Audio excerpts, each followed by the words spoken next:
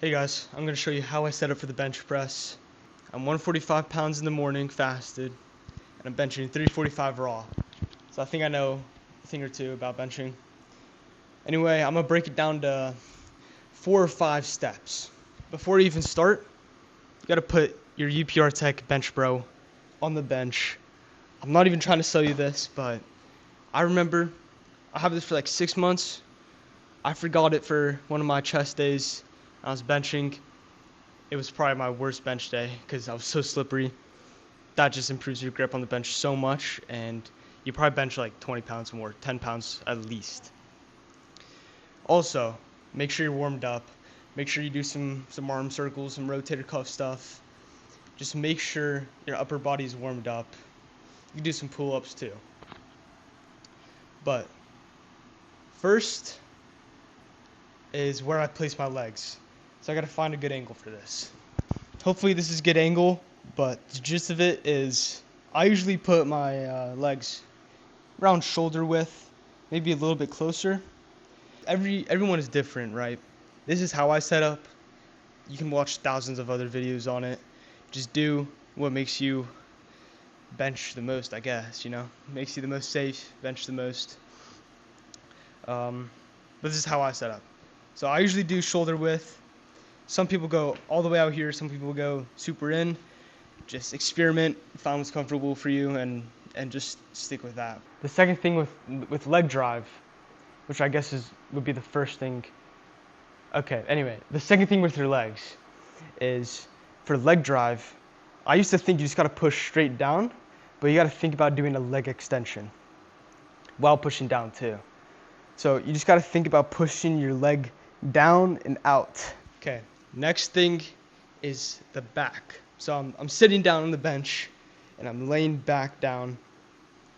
And the main thing, here, hold on. The main thing I like to think about is just, I'm on the bench, I lay back, I retract my scapula a little bit, but I put my rear delts, my traps, and my neck on the bench.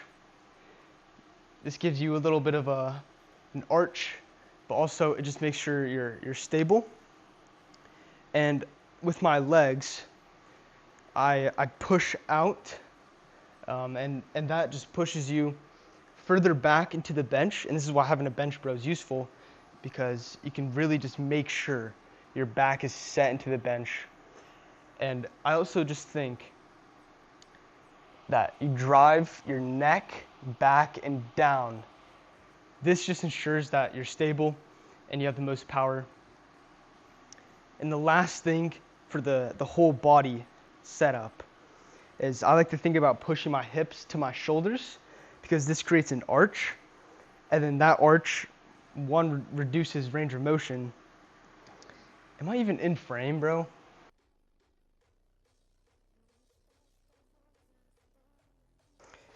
So I sit on the bench first. I lay down, my feet are around shoulder width. I retract my scapula. I do have a little arch, but I also push my rear delts. My rear delts are on the bench, my traps and my neck. I push that with my legs back and down.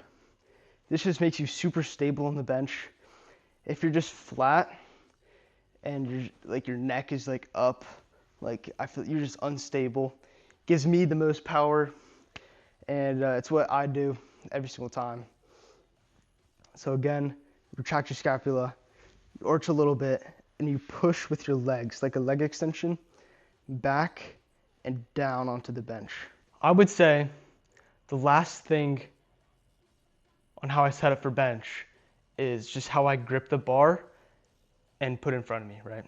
I see a lot of people that grip the bar right here on their hands, or like straight across. So it's like this, but you don't want to do that, because, do I have a bar I can demonstrate? Okay, whatever. When you're gripping it like this, you see how it's in line like that? Like it's not over your forearm. What I do is I grip along this part, so it goes through my thumb, and it goes right there. And what this does is, when I grip the bar, I don't know if you can see, but I grip it like this, and it's in line with the bones in my forearms, right? This just makes it less taxing on your wrist and also more stable, gives you more power. At least for me.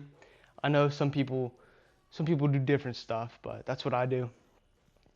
I also see people that really think about pushing with like or squeezing with their pinky finger and ring finger, but I personally don't do this because I don't know, I just grip with my whole hand when I bench. That's how I hold the bar, where I hold the bar.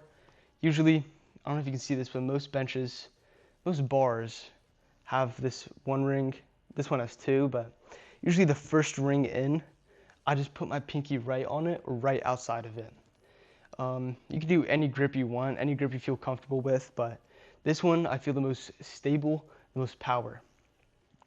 I see people grip this close, which is basically just a close grip bench, and I don't know. I would, if it feels comfortable for you, you do that, but I would do a little wider. Even this grip, where you line your thumb up with the end of the knurling, I feel like that's pretty close, at least for me. I do see some pretty good benchers that do that, but this is just like the sweet spot for me. But anyway, experiment, find what's right for you. The very last thing is just getting it over your chest. You don't want to push straight up because that's taxing. It can also, what's the opposite of retract? It can unretract your scap. Like you're like this on the bench. It can do this because you're pushing it up. You gotta push it up a little bit to get it over the racks, but you gotta think about pulling it down.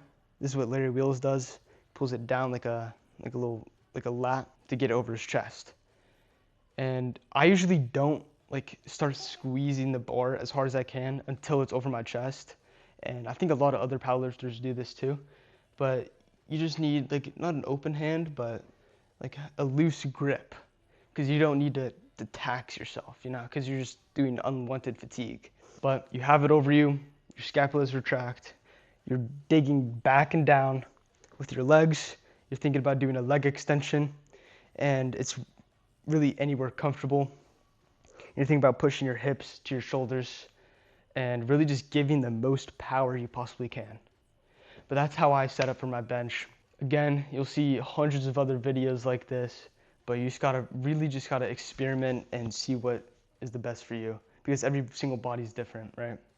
You can't really copy a style and have it go perfectly for you. I mean, if you do, that's perfect, but you know, that's not always the case. So always experiment and do what's best for you.